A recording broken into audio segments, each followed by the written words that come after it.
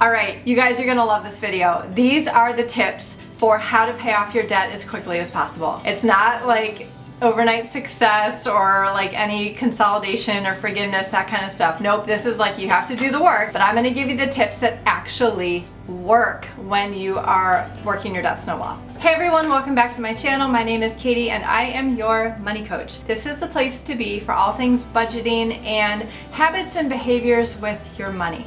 So today I want to talk to you about what I think are the best tips for moving through your debt snowball quickly. I've been talking a lot about debt, the debt snowball, paying off your debt, becoming the kind of person who doesn't have debt, but today is all about how do we do it? How do we do it quickly? What are the tips? What works? And what has had the most impact on my clients as they have paid off hundreds of thousands of dollars in debt over the past year? Let's dig right into that. If you are excited about this video, please give it a like and subscribe if you haven't yet. Okay, so tip number one, and this is really important, so please don't brush it off. You need to do this.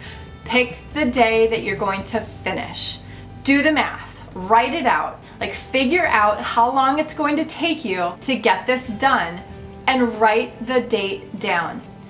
I can almost guarantee that if you do this, you will do it faster because as you work the plan, you will become more motivated. You will be stewarding your money well, which means good things are just going to happen because that is what happens when people start stewarding their money well. Good things start happening. Bonuses come in, extra hours, refunds, you find stuff to sell. Like just good things with your money happens and you move more quickly than you expect to. Write down the end date, the goal. When will you be done? Okay, number two, get your family to commit all together on this process. You're going to have to set some boundaries. You're going to have to get out your calendars every single month and work together to figure out what is the plan for the coming month. But the more you communicate, the more you're on board together, the more you are all encouraging each other and talking through this and motivating each other and just generally doing this program together,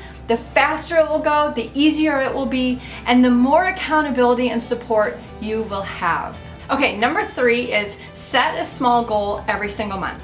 If you have a mountain to climb, you are going to need to know when to sort of take a pause, celebrate success, and every single month you have an opportunity to do that. So I want you to set a small goal and work on hitting a singular small goal every month. It might be to pay off a particular debt. It might be to do better in your budget in one area or another. It might be to pay a certain amount towards a particular debt. Whatever your goal is, be very clear about it and do that one thing well. Okay, so number four, and this kind of goes in line with number three, I want you to be willing to try something new. So just like you're going to have a new goal every single month, I want you to try some new things every single month as well, such as meal planning or carpooling to work, or just getting a little bit more creative with how you operate from day to day.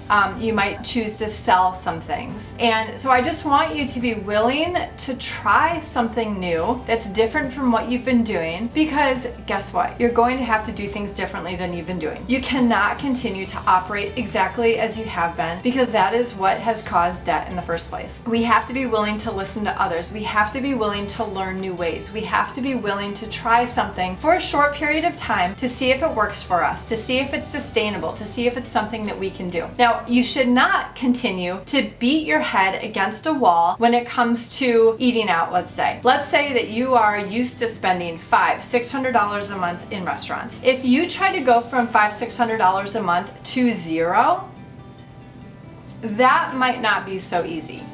Maybe you're like, I can do it. I'm not going in restaurants, and that's your goal. That's awesome. Like, try it. I'm not gonna be mad at you. Like, that's a really great goal. But if it's not realistic, don't do it.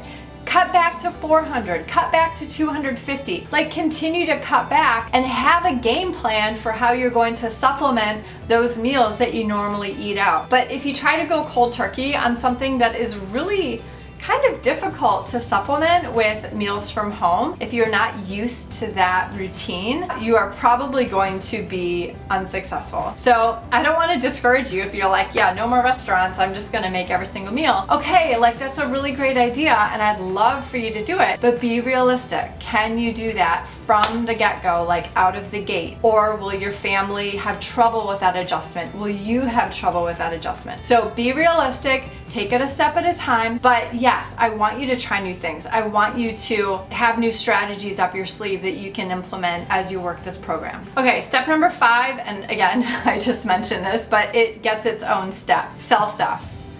Walk around your property. Walk around your household. Walk through your garage. Go in your kids' rooms. Go in the basement. And do it today. Just like turn this off after the step and go do this. I want you to walk around and I want you to write down 10 things or pull out 10 things. 10 things that have any kind of value left over that you could easily sell on Facebook Marketplace or eBay or Craigslist. Kids stuff, any kind of gym equipment. Gym equipment is huge right now because everyone is working out at home or trying to. Anything that has some value that people could continue to use that you are not using, get it listed. The beauty of selling stuff is that you get an influx of cash, you can quickly make a dent in your debt snowball, and the byproduct is you've decluttered a little bit. And the more you can simplify and declutter your space, the more content you will feel in that space, and the less likely you are to buy more stuff to fill it up. So I encourage you to find some stuff, sell some stuff, make it a weekend, like a weekly weekend activity, as long as we're all still home, and clear out some space in your home. Okay, so next up I want you to, and again, like these tips just build on each other and build on each other. I really want you to declutter your space and your calendar. So decluttering your space intentionally means we are just getting rid of stuff. We are getting rid of stuff. You don't have to sell it all. You can donate a bunch of it. I'll probably throw a lot of it away, but get rid of stuff. Clear off surfaces.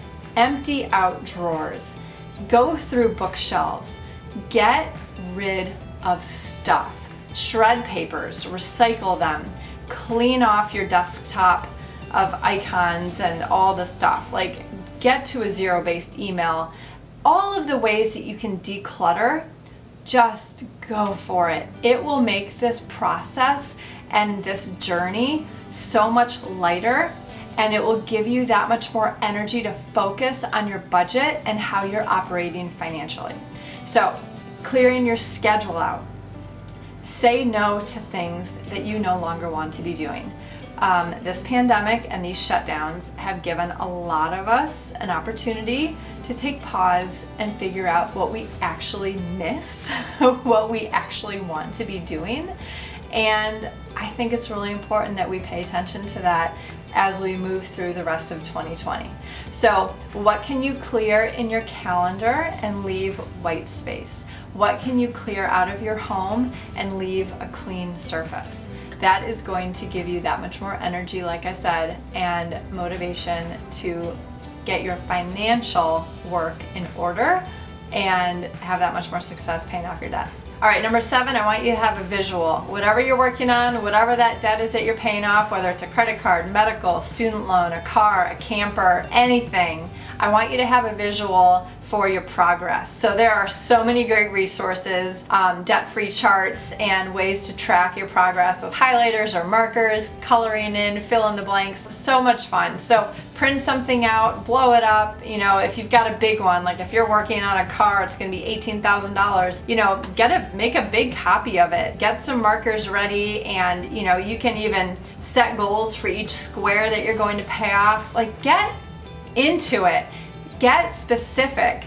Make a plan and have it be motivating and get excited about every single square that you can cross off that thing. Okay, and then lastly, I think it's always a great idea to have your YouTube channels, have your podcasts, have your books and your inspiration that you can go to, and be consistent with it. Have it be part of your routine. So maybe when you're drinking your coffee in the morning, or on your commute to work if you're commuting, or whatever, sometime during the day. I love to listen to videos folding laundry. So when is a good downtime for you, when you can get a little inspiration, a little motivation, and just keep this good quality content coming in and keeping you super focused and super excited about your journey. All right, guys, that's it for today. So I would love to have you in my Facebook group. If you haven't already joined, the link to join is below, and I'm in there. I'm going live. I am answering your questions. I'm working with you on your specific questions about your debt journey, your budget, and your habits and behaviors with money. So I would love to see you in there. Please join.